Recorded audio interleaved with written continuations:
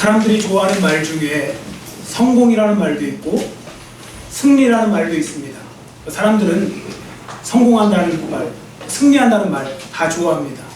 자, 그러면 여러분의 생각에 성공, 승리 다 좋아하는데 또 둘 중에 하나를 선택해보라면 사람들은 보통 어떤 단어를 더 좋아할까요? 세상 사람들을 이야기하는 겁니다. 세상 사람들이 대부분 성공이라는 단어를 승리라는 단어보다 더 좋아한다고 합니다. 자, 세상 사람은 성공이라는 말을 승리라는 말보다 더 좋아하는데, 그래서 우리 예전에도 보면 성공신화 뭐 이런 거 나오잖아요. 성공신화에 나오는 사람 보면 막 부러워하고 성공신화. 근데 승리신화 뭐 이런 말 좀 낯설지 않으세요? 그러니까 성공을 더 좋아하는 겁니다. 그럼 성공이 뭐냐? 사전적 의미로는 성공은 목적한 바를 이룬다는 뜻이고, 승리는 겨루어서 싸워서 이긴다는 뜻이고, 그런 이제 좀 차이점이 있죠. 자, 그러면 기독교에서는 어떤 단어를 더 어떻게 선호할까요? 기독교 단어는 어떤 단어를 더 강조할까요? 승리일까요? 성공일까요? 예, 승리입니다. 그래서 여러분도 저도 마찬가지고 기도할 때 이렇게 기도하지 않으세요? 하나님 승리하게 하옵소서. 혹시 기도하실 때 하나님 성공하게 하옵소서 이렇게 기도하는 분은 별로 없으시죠? 우리 기독교는 승리를 강조하는 그런 종교입니다. 그러니까 승리를 강조하죠. 자, 그럼 성공과 승리의 차이점이 언뜻 들으면 이렇게 같은 말처럼 보이는데 성공과 승리의 차이점이 뭘까요? 자, 한번 예를 들어보는 겁니다. 사람들은요, 성공한 사람들을 굉장히 부러워합니다. 성공한 사람들. 그러니까 세상에 성공한 사람들을 부러워하는데, 그러나 분명한 것은 성공한 사람을 부러워하는 건 맞는데 그 사람들을 다 존경하지는 않아요. 여러분, 사람들은요, 성공한 사람들을 다 존경하지 않아요. 존경하는 사람도 있고 아닌 사람도 있어요. 심지어 어떤 사람들은요, 성공했기 때문에 욕을 얻어먹는 사람도 있어요. 그 성공한 것 때문에 사람들이 막 욕하는 경우도 있어요. 그런데 승리하는 사람은 달라요. 승리한 사람들은요, 대부분 다 존경해요. 칭찬해요. 승리한 사람은. 자, 이런 좀 차이점이 있고요. 또 하나는 뭐냐면, 이건 더 그냥 웃자고 말씀드리는 겁니다. 성공한 사람 만나고 싶잖아요. 어디로 가시냐면 비행기에서 1등석으로 가보시면 돼요. 비즈니스석.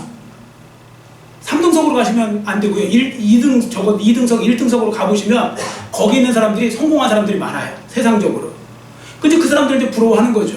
내 평생에 1등석 타볼 일이 있나? 뭐 이런 식으로 뭐 그런 거 할 때 거기 타고 다니는 사람들도 있거든요. 성공한 사람들이요. 근데 여러분, 승리한 사람들을 찾으려면 어디로 가야 되냐면 성경 속으로 들어가셔야 돼요. 이 성경 말씀 이야기가 뭐냐면 거기 나오는 믿음의 사람들이 다 모진 풍파 이겨내갖고 결국은 인생에서 승리한, 광야 생활에서 승리한 인생을 살았던 사람들의 이야기가 기록되어 있는 것이죠.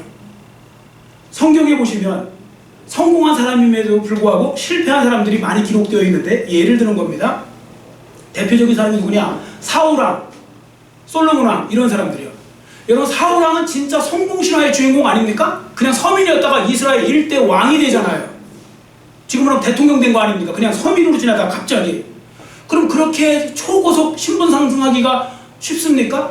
그러니까 성공신화의 1호로 나올 사람이 바로 이 사울왕이죠. 자, 그런데 그는 성공했지만 실패한 인생을 살았죠. 그러니까 승리하지 못했습니다. 결국 하나님께 버림받고 멸망의 주인공이 되었죠. 솔로몬 왕은 이스라엘의 가장 부자로 살았던 사람입니다. 가장 권세를 누리고 살았던 사람이 솔로몬 왕입니다. 그는 성공한 사람 중에서 가장 큰 성공을 한 사람이라고 또 할 수 있겠죠. 자, 그런데 솔로몬 왕이 승리했습니까? 솔로몬 왕도 실패했습니다. 왜냐하면 그 머리를 너무 잔머리를 굴리다가 불신자들 여인들을 갖다 아내로 그렇게 막 1000명 가까이 모으다 보니 그 여인들의 영향을 받아갖고요, 결국은 하나님으로부터 떠나고 인생 말년에 하나님으로부터 떠나는 일이 벌어졌거든요. 그러니까 불행의 주인공이 된 거죠. 실패한 겁니다.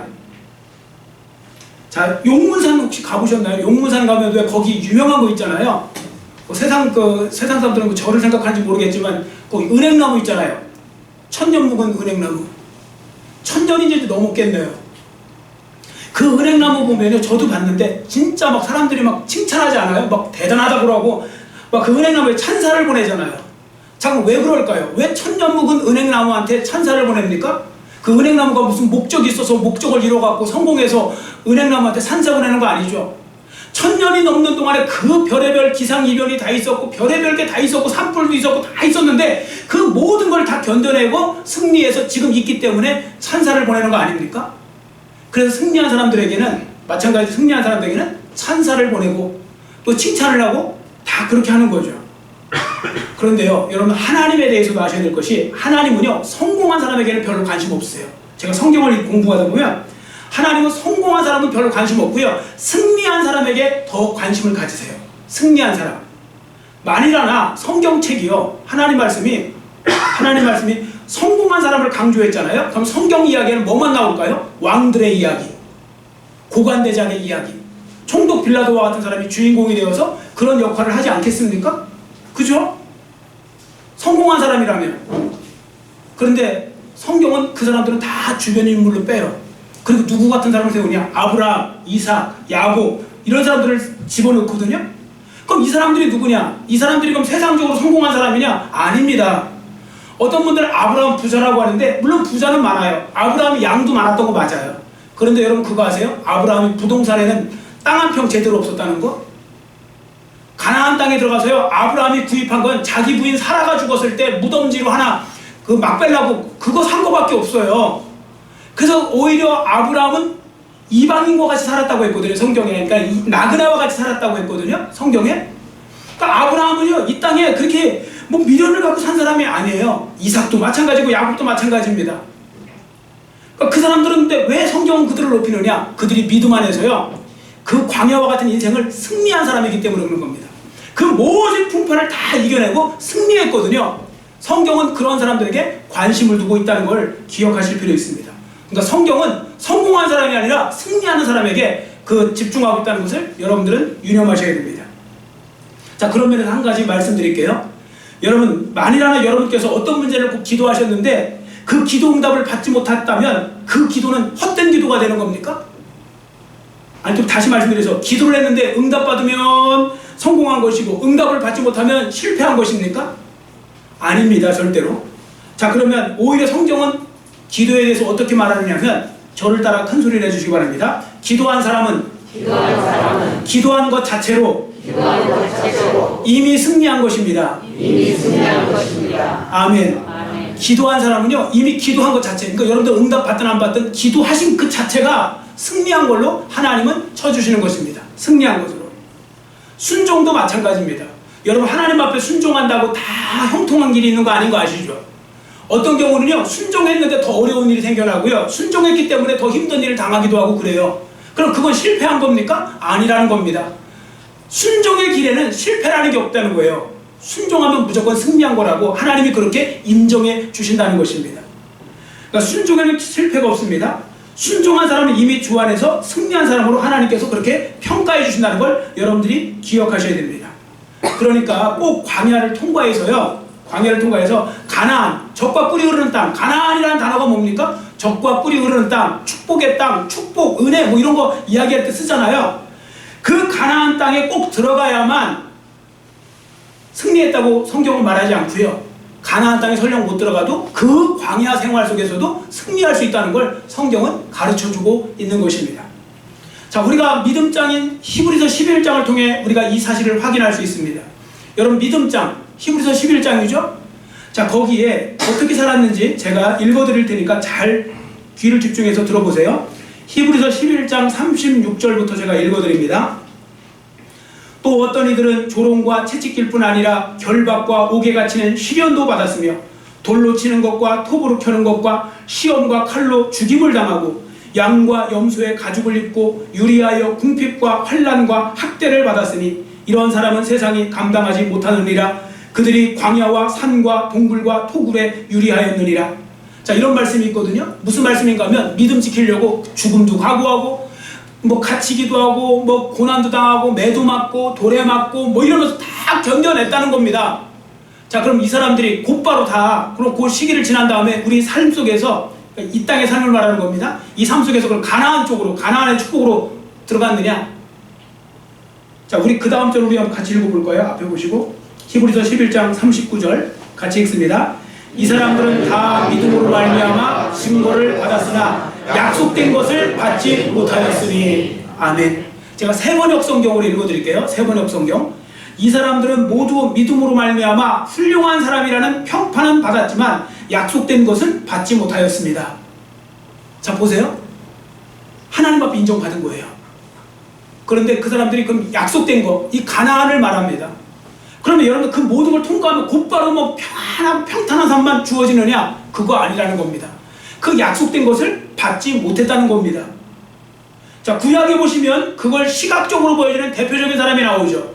여러분 구약에 보시면 순종 잘하고 하나님 말씀대로 잘 살고 승리했는데도 가나안 땅에 못 들어간 사람이 있죠. 누굽니까? 어떤 분은 이스라엘 백성들이 아니고 모세입니다. 저는 제가 볼 때 모세가 유일한 사람이에요. 이스라엘 백성들은 맨날 원망하고 투덜거리고 그렇게 살다가 못 들어간 건 당연한 거고요. 근데 모세는 사실 들어갈 수 있는데도 못 들어간 거잖아요. 그럼 어떤 분이 모세도 못 들어갔잖아요. 하나님 말씀에 불순종해서. 여러분 모세를 과소평가하시면 안 됩니다. 딱 40년 동안 2번 불순종했어요. 자, 여러분은 하나님께 지금까지 몇 번 불순종하셨어요? 하루에도 2번 넘죠. 40년을 그만두고 40년 동안 딱 2번 불순종했어요. 그런데 또 모세 보면요, 또 재밌는 것이 모세는요, 하나님이 너 못 들어간다, 가나안 땅에는 이제 여호수아에게 넘기고 너는 이제 여기서 죽을 거다 그랬는데도요, 모세는 별로 그렇게 내색이 없어요. 그럼 알겠습니다 하고서 그냥 죽어요. 그리고 모세의 무덤도 없잖아요. 지금 모세 무덤 혹시 어디 있는지 아세요? 아무도 몰라요. 그거 아시면 뭐 대단한 발견을 하신 거예요. 모세 무덤 지금도 몰라요. 조용히 죽어요. 모세는 아쉬운 게 없어 보여요. 자, 여기에 중요한 비결이 있습니다. 왜 모세는 가나안 땅에 못 들어갔는데도 아쉬움이 없었을까? 그건 진짜 모세는요, 광야 생활 속에서 이미 진짜 가나안을 누렸거든요. 누구 안에서요? 하나님 안에서. 하나님 안에서 모세는 가나안의 삶을 이미 누리고 있었다고요. 그러니까 눈에 보이는 저 가나안 땅 못 들어가도 아쉬울 게 하나도 없는 거예요. 모세는. 자, 그래서 여기서 그 말씀을 기억하는 게 중요합니다. 자, 그러면 이 말씀이 무슨 말씀이냐고, 도대체 뭐 가나안이고 광야고 다른 건데 뭔 소리 하시는 거냐고 하는데, 혹시 여러분이 이 말씀을 잘 기억하시려면 제가 드리는 다음 말씀을 꼭 머릿속에 염두에 두시고 드셔야 돼요. 한번 저를 따라주세요. 머리 확 박히시도록 저를 따라주세요. 내 인생에는 광야와 가나안이 뒤섞여 있습니다. 아멘. 여러분, 우리의 인생에는요, 광야 딱 지나고 그 다음에는 쭉 가나안이 있는 것도 아니고, 가나안이다가 쭉 광야가 나오는 게 아니고, 광야와 가나안이 섞여 있단 말입니다. 우리 삶 속에는. 그래서 여러분들 인생 살다 보면 어떤 때는 광야와 같은 날이 되고, 어떤 때는 막 가나안 같은 막 기쁨이 있고 막 그러지 않으세요? 그래서 이랬다 저랬다, 세상 사람들은 그래서 일희일비하지 말라 그런 말 하잖아요. 살다 보면요, 광야로도 갔다가 가나안으로도 갔다가 하는데 이게 같이 섞여 있는 거예요. 우리의 인생 속에. 일단 이걸 기억하셔야 됩니다. 광야에도 가나안이 있고 가나안에도 광야가 있는 겁니다. 이게 우리의 인생인데요, 근데 많은 성도들이 이걸 착각하시더라고요. 그래서 이렇게 말해요. 아유, 이 지긋지긋한 광야 빨리 벗어나야 되는데, 빨리 벗어나서 저기 해야 되는데, 그러면서 저주의 시간도 생각해요. 그리고 또 어떻게 생각하냐면, 심지어 어떤 분은 이런 극단적인 말씀을 하세요. 이 지긋지긋한 인생 빨리 끝내고 얼른 천국 갔으면 좋겠다. 여러분 너무 힘들 때 혹시 이렇게 말씀하시는 분 없어요? 아, 진짜 너무 힘들어 삶이, 얼른 죽어서 천국 갔으면 좋겠다. 이런 분들의 생각에는 이 광야의 시간만 지나면 불행 끝 행복 시작만 계속되는 가나안의 삶이 펼쳐질 거라고 생각하는데요, 결론부터 말씀드리면 이 세상을 살아가는 동안에 절대로 그런 세상 오지 않는다는 겁니다. 계속 편안한 생활만 오는 그런 시간은 없습니다. 만약에 정말 원하고 싶다면 진짜 죽어서 천국 가셔야 돼요. 여러분이 진짜 죽어서 천국 가시면 그런 세상이 오겠죠, 당연히. 그러나 이 땅에 살면서는요, 항상 또 가나안 같은데 또 거기에 광야가 있고요, 또 광야를 이겨내고 나면 또 거기 가나안이 또 찾아오고 막 그럴 것입니다. 자, 그래서 광야 없는 가나안을 기대하는 이런 환상을 버리는 게 중요합니다. 그리고 또 명심하셔야 될 것이 2가지 있는데, 첫째는 뭐냐? 광야 생활에서 어떻게 승리할 거냐. 두 번째는 광야 생활에서 어떻게 가나안의 삶을 누릴 것이냐. 광야에 살면서도 가나안의 삶을 누릴 수 있는 비결을 말씀드리려고 합니다. 자, 오늘 이 말씀을 통해 이제 그 2가지 부분을 살펴보려고 합니다. 자, 이제 본문으로 돌아오시면 됩니다. 본문. 우리 오늘 읽은 본문은 시편 23편이죠. 성경에서 가장 유명한 시편이기도 합니다. 우리 그리스도인들에게 가장 유명하다는 게 아니고 세상 사람들에게 가장 유명한 본문이 이 본문이 됩니다. 왜 그런가 했더니 제가 생각해보니까 영화 때문에. 영화.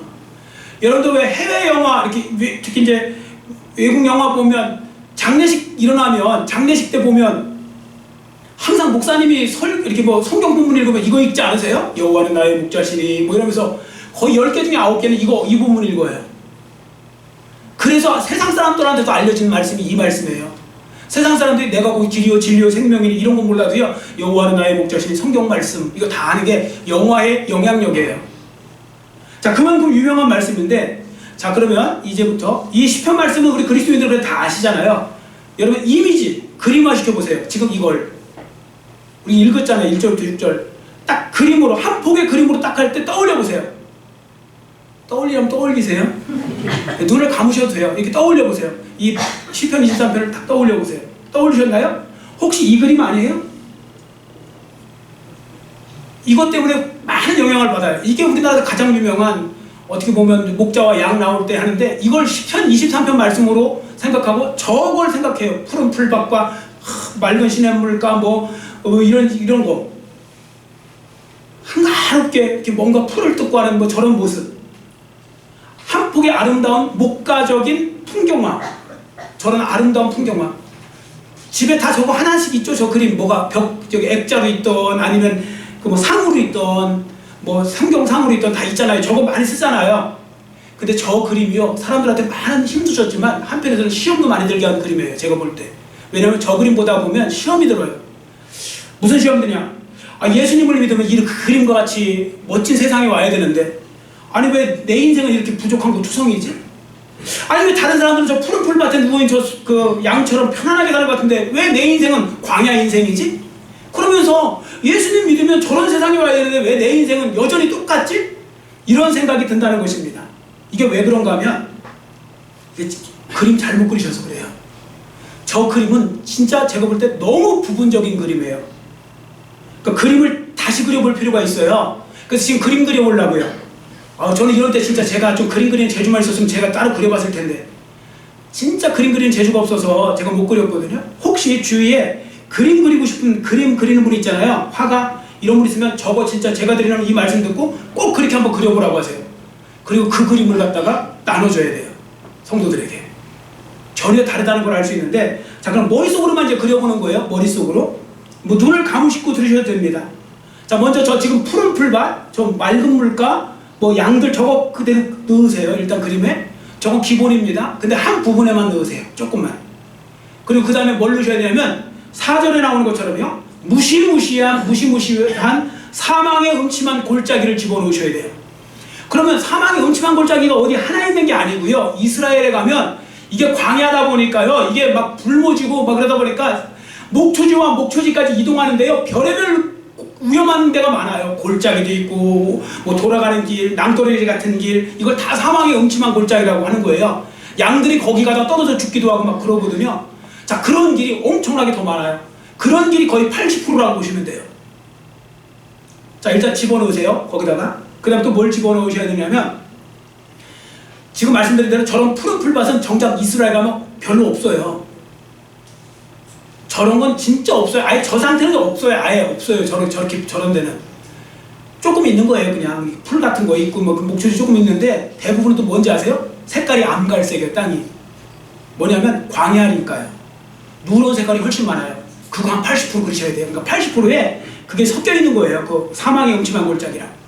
자, 그 다음에 또 하나 그려놓으세요. 뭘 그려놓으셔야 되냐면, 양들을 호시탐탐 노리면서 24시간 떠나지 않고 목자만 틈만 주면 가서 양 잡아먹으려고 하는 이리, 늑대, 뭐 사자, 뭐 다윗의 이야기는 사자와 곰하고도 싸운 거 보면 사자, 곰, 뭐 이런 것들, 사나운 짐승들이요, 양을 먹으려고 호시탐탐 노리고 있어요. 그러니까 그 주위에다가요, 이리, 늑대 막 수백 마리 그려놓으셔야 돼요. 틈만 보면 잡아먹으려고 하는. 자, 이런 그림입니다. 자, 이런 그림을 떠올렸죠. 자, 떠올려 보시면 어떻습니까?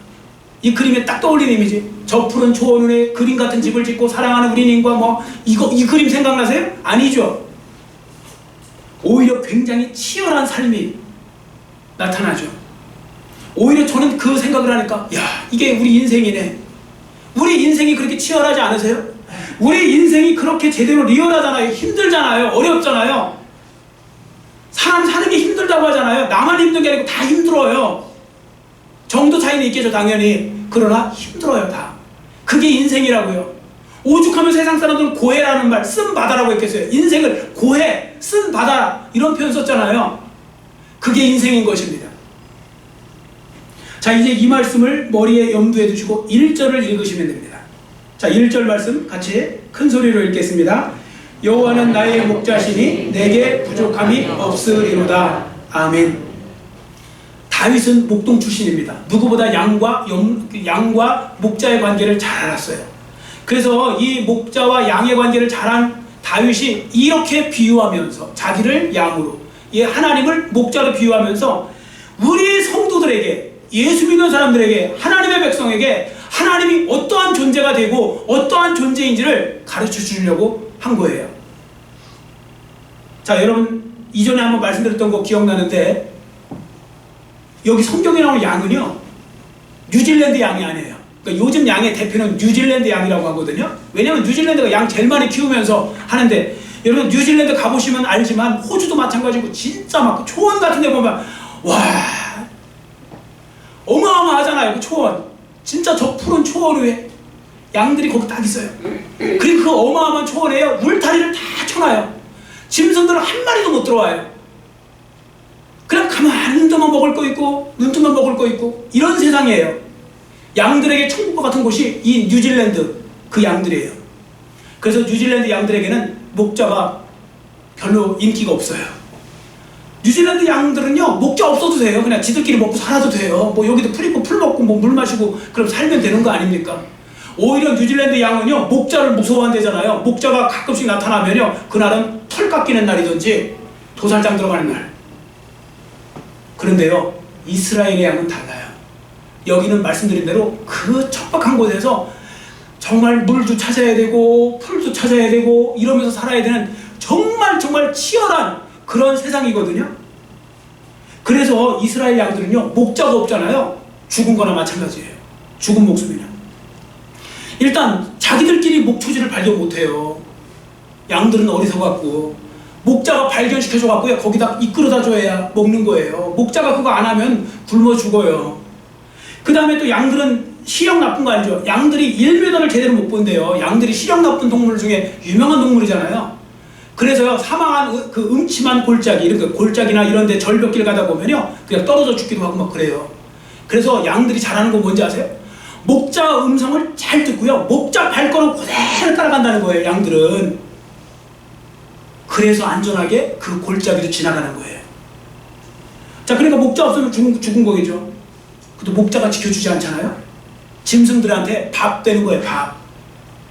짐승들한테 언제 잡혀먹을지 몰라요. 그런데 목자가 지켜주는 거죠. 목자가 이렇게 지켜주는 것입니다. 그래서 살게 되는 것이죠.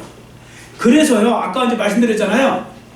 그 외에 제가 리얼하게 그림 설명해 주잖아요. 거기 하나 제가 빼놨네요. 지금 저 앞에 그림을 보시면 예수님을 목자로 해놔서 저렇게 평안하게 예수님이 이렇게 어린 양 하나 안고 있을 때, 저건 다른 의미로 제가 볼 때는 그렸는데, 시편 23편에 나오는 목자 있잖아요. 절대 저렇게 못 있어요. 피리 불고 있는 거만 나오잖아요. 목동이 피리 불새 못 있어요. 사방팔방에서 짐승들이 잡아먹으려고 달려들고 있는데, 그 노리고 있는데, 목자는요 항상 전방 후방 좌우로 뛰어다니면서요 그 짐승들 쫓아내는 일을 해야 돼요. 목자 쉴 새 없어요. 그래서 삶의 치열한 현장이라고 말씀을 드린 것입니다. 자, 그러니까 이런 상황 속에서 살고 있는 거죠. 자, 그러면 이제 지금부터 이스라엘의 양들 입장에서 한번 생각해 보세요. 양들이 여러분이라면 이렇게 고백하지 않겠어요? 아니, 어떻게 내 인생은 산 넘어 산이야? 뭐 이렇게 위험한 게 많고 힘든 게 많고 부족한 게 많고 뭘 하나 먹으려면 한참 더 찾아가야 되고 부족한 투성이잖아요. 그 양들 입장에서 보면 다 부족한 거예요. 이게 너무 부족한 거예요. 그런데 신기한 건 그래도 이스라엘 양들은 잘 살아간다는 거예요. 잘 살아간다는 거예요. 그 비결이 뭔지 아십니까? 그 비결은 목자에게 있는 겁니다. 그들은 목자에게 착 달라붙어서 목자가 하라는 대로만 따라가는 거예요. 그랬더니 목자가 다 그런 부분들에서 해결책이 되어주는 거예요. 인도해주고 먹여주고 지켜주고 하는 그런 일들을 목자가 다 돌보아주고 만들어주는 것입니다. 그래서 이스라엘 양들에게 목자는 그들의 전부가 됩니다. 목자 없이 나머지 거 있어도 소용없어요. 목자만 있으면 다 있는 거나 또 마찬가지예요. 그래서 이스라엘 양들에게 목자는 그들의 전부가 되는 거고요. 부족함이 없도록 만들어주는 거예요. 누가? 목자가. 그래서 이 사실을 잘 알고 있었던 목자 출신, 목동 출신 다윗이 뭐라고 고백합니까? 여호와는 나의 목자시니 내게 부족함이 없으리로다. 바로 이러한 장면에서, 이러한 상황에서 이 말씀이 나온 거예요. 그러니까 배부르고 등 따시고 먹을 거 많고 쌓아놓은 거 많은 사람이 이 말씀을 읽으면 뭔 소리인지 이해가 안 가는 거죠. 여호와만 있으면 된단 말인가? 뭐 이러는데, 이스라엘에서는 여호와 하나님만이 그러한 존재로서 이제 지금 있다. 그걸 이제 다윗이 강조하고 있는 것입니다. 자, 2절부터 다시 한번 보세요. 목자가 하는 일을 다시 한번 정리해 드립니다. 첫 번째, 푸른 풀밭과 쉴만한 물가로 양들을 인도해 가요. 이것도 중요한 일입니다. 자, 4절을 보세요. 사망의 음침한 골짜기와 같은 곳에서 양들을 안전하게 이끌어 가요. 그 다음에 4절 하반절에 보세요. 지팡이와 막대기를 들고 있죠. 주의 지팡이와 막대기가 나를 안위하시나이다. 안위라는 건 나를 편안하게 하고 위로하고 편안하게 한다. 뭐 그런 의미인데 왜 그런지 아세요? 짐승들의 위협부터 지켜주니까요. 뭘로? 막대기와 지팡이로. 목자가 막대기와 지팡이를 갖고 있는 이유가 있어요. 하나는 양들을 이렇게 이제 인도할 때 쓰는 거고 툭툭 치면서, 또 하나는 짐승들과 싸울 때 쓰는 무기예요. 그래서 짐승들을 쫓아내는 일을 하기 때문에 주의 지팡이와 막대기가 나를 안위한다는 말은 주님께서 원수들로부터 보호해 주셔서 내가 이제 편안함을 느낀다, 그런 의미입니다. 자, 5절을 보세요. 기름으로 내 머리에 바르셨다고 했죠. 그 기름을 내 머리에 바르셨다. 뭐 내 잔이 넘치나이다 하면서 기름을 내 머리에 바르셨다. 이게 뭐냐면요, 여러분들 뭐 또 다른 의미도 있지만 이스라엘의 이 기름이 올리브 기름이에요. 감람류 올리브 기름인데, 올리브 기름이 무슨 역할을 하냐? 양들이 상처를 입잖아요. 그럼 거기다 발라주면 신통방통하게 금방 또 나요. 올리브유. 우리나라도 옛날에 의약품이 부족했을 때 아주까리 기름이 있죠. 아주까리, 피마자. 이 아주까리 기름이 항염증. 제가 일부러 이번 주에 말씀 이렇게 찾아보면 제가 찾아봤어요. 아주까리 효능 보니까요, 진짜 항염증이 있더라고요. 상처 치유하는데 영 없으면 올리브 기름 집에 있으시죠? 그럼 기름 바르시면 안 바르는 것보다 훨씬 나을 거예요. 옛날에는 그렇게 기름 발라서 이렇게 한 거예요. 양들도 상처 많이 받잖아요. 성도들도 상처 많이 받잖아요. 그때 주님의 말씀으로 말씀의 기름 부음을 통해 우리가 이제 치유함 받듯이 양들에게도 그렇게 역사하는 겁니다. 자, 그러니까 보세요. 광야는 정말 열악한 곳이죠. 인간적인 눈으로 보면 부족한 것 투성이 아닙니까? 그런데 양들에게 목자만 있으면 그 부족함이 해결된다는 거예요. 바로 여기에 광야 속에도 가나안이 있는 것이죠. 바로 이 표현이 여호와는 나의 목자시니 내게 부족함이 없으리로다, 이 표현이 되는 것입니다. 자, 그러면 다윗은 이 시편 말씀을 통해 우리에게 뭘 지금 가르쳐 주려고 하는 걸까요? 영적인 메시지? 무슨 영적인 메시지를 보여주려고 하는 걸까요? 자, 잘 들으세요. 결론만 잘 들어도 돼요. 여러분, 예수님을 믿는 우리 성도들이 예수님을 믿었다고 해서 환경이나 상황이 갑자기 좋아지는 건 아니라는 겁니다. 물론 가끔씩 하나님께서 믿음 없는 자에게 믿음을 보여주기 위해서 기적적으로 뭔가 이렇게 은혜를 주시는 경우는 있어요. 기적도 베풀어 주시고. 그러나 일반적으로 나중에 플러스 마이너스 따지잖아요.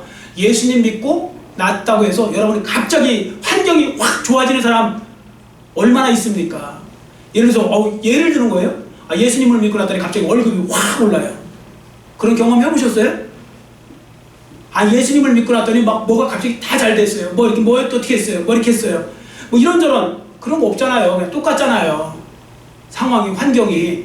심지어 어떤 경우는 예수님을 믿었더니 더 환경이 어려워지기도 하고 그러잖아요. 그러니까 그런 부분들 속에서 동일한 환경과 상황 속에 사는 거예요. 여호와가 나의 목자여도요, 그 푸른 풀만만 있는 게 아니고요, 여전히 사망의 음침한 골짜기도 있더라는 것입니다. 여전히 원수 마귀 같은 그런 짐승들도 옆에 있더라는 것입니다. 그러나 여기서 한 가지 기억하셔야 될 것은 하나님께서 우리의 목자가 되어주심으로 부족함이 많은 이 세상 속에서 부족함이 없도록 만들어 주신다는 것입니다. 부족함이 없는 세상, 부족함이 많은 세상에서 부족함이 없도록 만들어 주신 분이 바로 우리 여호와 하나님이 되시는 것입니다. 여러분, 다시 한번 강조하여 말씀드립니다. 예수님을 믿는 우리가 부족함이 없이 살 수 있는 이유는 하나님께서 우리로 하여금 적과 꿀이 흐르는 가나안 땅으로 집어넣으셨기 때문이 아니라 광야와 같은 이 세상이지만 이 세상 속에서 하나님께서 우리의 목자가 되어 주셔서 우리와 함께 해주시기 때문에 우리에게 부족함이 없는 것, 그런 부족함이 없는 그런 은혜스러운 삶을 살 수 있게 만들어준다, 그 말씀입니다. 그러니까 하나님이 우리를 가나안에 살게 해주셨기 때문이 아니라 하나님이 광야와 같은 이 세상 속에서 우리에게 함께 하셔서 우리를 지켜주시고 보호해 주시고 붙들어 주시고 인도하여 주셔서 우리는 행복한 삶을 살 수 있게 되는 것입니다. 그러므로 우리는 이렇게 고백할 수 있어야 되지 않을까요? 이건 저를 따라 여러분의 신앙 고백이라고 생각하고 저를 따라 큰 소리로 해주시면 감사하겠습니다. 하나님이 나의 목자가 되어주시면 광야의 삶 속에서도 가나안을 누릴 수 있습니다. 아멘. 하나님이 목자가 되어주시면 광야의 삶에서도 가나안을 누릴 수 있어요. 여러분, 꼭 광야를 벗어나야만 가나안의 삶을 살 수 있는 건 아닙니다. 얼마든지 광야 속에서도 가나안의 삶을 살 수 있는 겁니다. 근데 지금 많은 성도들은 그냥 견디게 하고 있어요. 이 지긋지긋한 세상, 이 광야와 같은 세상 빨리 지나가기를, 여러분 빨리 지나가게 하지 말고 거기 속에서 가나안을 누리면서 사세요. 어차피 기왕이면 가나안을 지긋지긋하게 살지 말고 그 속에서 가나안을 누리며 사시면 됩니다. 그럼 그 비결이 뭐냐? 하나님과 함께 사는 거. 예수님의 선한 목자 되신 예수님과 함께 사는데 그 비결이 있는 것입니다. 그래서 저는 이렇게 또 결론을 맺고 싶습니다. 이것도 저를 따라해 주세요. 진짜 가나안은 예수님이십니다. 아멘. 믿으십니까? 아멘. 진짜 가나안은 예수님이에요. 여러분, 진짜 가나안은 지금 저기 팔레스틴 지역, 이스라엘 지역에 있는 그 땅이 진짜 가나안이 아니고 진짜 성경이 말하는 가나안은 예수 그리스도가 가나안인 겁니다. 그래서 광야 속에서도 예수님을 모시고 살면 우리는 가나안의 삶을 살 수 있는 것이죠. 여러분들 요한복음 5장에 보시면 베데스다 연못 아시죠? 베데스다. 거기에 보시면 38년 된 병자가 못 들어가잖아요. 근데 나중에 예수님이 그를 고쳐주시잖아요. 그의 병을. 그랬을 때 여러분, 베데스다라는 이름이 뭔지 아십니까? 벳은 집이란 뜻입니다. 그래서 베데스다 하면요, 긍휼의 집, 자비의 집이란 뜻입니다. 세상 사람들 그렇게 불렀어요. 근데 저는 그거에 절대 반대합니다. 베데스다는요, 자비의 집이 아니고 굉장히 잔혹한 집입니다. 베데스다는요, 아주 잔인한 집입니다. 왜 그런지 아세요? 거기 여러분들 그 내용 아시죠? 거기 누가 한 명만 들어가면, 그러니까 첫 번째 들어가는 사람만 고침받잖아요. 천사가 가까이 내려와서 물을 동한대요, 베데스다 연못. 그럼 그때 가만히 기다리고 있다가요, 제일 빨리 들어간 사람, 그 사람만 낳는 거예요. 이게 여러분 자비의 집입니까? 세상에 2등, 3등은 계속 더군다나 거기 38년 중병자는 그 사람은 누워있어야 되는 사람이 어떻게 제일 먼저 들어갈 수 있습니까? 환상과 같은 곳. 그게 어떻게 자비의 집입니까? 진짜 자비의 집, 긍휼의 집은 예수님이십니다. 예수님이 우리 각자를 찾아오셔서 우리를 치유하시고 붙드시고 인도하시는 그 예수님이야말로 진짜 베데스다죠. 그 예수님이야말로 진짜 가나안인 것이죠. 그리고 여러분들이 이 말씀을 아신다면 자꾸 허상에 빠져서 힘든 현실을 도피만 하려고 하지 마시고, 지금 참 힘들지 않습니까? 그러나 그 속에서도 믿음을 가지시고 나가면 하나님께서 반드시 여러분에게 좋은 길, 또 하나님께서 승리하는 길 만들어 주실 줄 믿습니다. 아멘. 강화도에 가서 이제 그 기독교 박물관이 있어갖고 제가 이제 우리 성도분들 한 번 꼭 모시고 가고 싶더라고요. 기독교 역사 박물관이 있는데 거기에 보면 그 언더우드 선교사, 우리 장로교 선교사, 그 사람이 쓴 기도문이라고 하는데 그 기도문이 쭉 써 있어요. 예전에 제가 한번 읽어드렸는데 제가 이번에도 그거 보면서 너무너무 은혜를 받았어요. 거기에 나오면 그래요. 언더우드 선교사가 하는 말이, 하나님, 이 조선 땅에 와보니까 말도 안 통하지. 얼마나 사람들이 고집이 세고 술과 이런 거에 찌들어갖고 정말 가난하게 살고 있는데 너무너무 정말, 그리고 예수 믿으라니까 막 다 서양 귀신이라고 막 몰아내고 쫓겨나고 뭐 이런 상황 속에서 이게 도대체 선교가 될 것인지 안 될 것인지 가늠이 안 잡히는 캄캄한 상황 속에서, 그래서 거기에 시편 그분의 시에 이렇게 쓰입니다. 하나님, 아무것도 보이지 않습니다. 지금은 아무것도 보이지 않지만 그래도 언젠가 이 땅에, 이 조선의 땅에 그 빛이 비칠 거라는 것을 저는 믿습니다. 여러분, 지금 이 상황이 그 상황 아닙니까? 이 코로나 상황 속에서 사람들은 교회는 교회대로, 사람들은 여러분들대로 다 힘들고 어려운 속에서, 이 광야 중에서 가장 칠흑과 같은 광야 속에서 그래도 우리가 절망하지 않을 것은 주님이 함께 하시고 그리고 언더우드의 그 기도가 이루어져서 지금 우리나라가 세계에 주름 잡을 만한 가장 선교사를 많이 파송하는 그런 나라가 된 것처럼 우리 교회에도, 한국 교회에도, 여러분의 삶에도, 그리스도인의 삶에도, 우리나라에도 하나님께서 그런 은혜를 주실 줄 믿습니다. 아멘. 그때까지 여러분과 제가 해야 되는 바로 뭐냐? 믿음을 굳건히 하고 목자이신 예수님을 붙잡고 그 안에서 여러분들이 순종하며 나아가는 거고, 그래서 여러분들 승리하는 인생이 되시기를 간절히 빌고 원합니다. 아멘. 기도하겠습니다.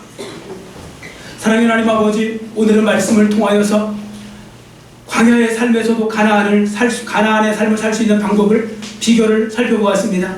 이 말씀 그대로 순종하여서 진짜 가나안은 저 팔레스틴 땅에 있는 것이 아니라 진짜 가나안은 바로 오늘 예수 그리스도 안에 있다는 것, 예수님이 가나안이시라는 것, 예수님이 베데스라는 것을 우리가 말씀을 통해 보았습니다. 이 말씀을 다시 한번 마음속에 깊이 새기게 해주시고, 우리가 지금 힘들고 어려운 광야와 같은 그 시대를 보내고 있고 그런 시간을 보내고 있지만 얼마든지 이 속에서도 주님의 인도하심 속에서 부족함이 없고 주님의 또한 도우심 속에서 우리는 가나안의 삶을 살 줄 믿습니다. 그 삶의 주인공들이 모두 되게 하시고 우리 모든 사랑하는 성도들이 정말 한 사람도 빠짐없이 어느 곳에 있든지 다 승리하는 삶이 되어서 하나님께도 영광 돌리고 우리에게도 기쁨과 유익이 되는 삶의 주인공들이 될수록 은혜 베풀어 주시옵소서. 감사드리오며 예수님의 이름으로 간절히 축복하오며 기도드렸사옵나이다.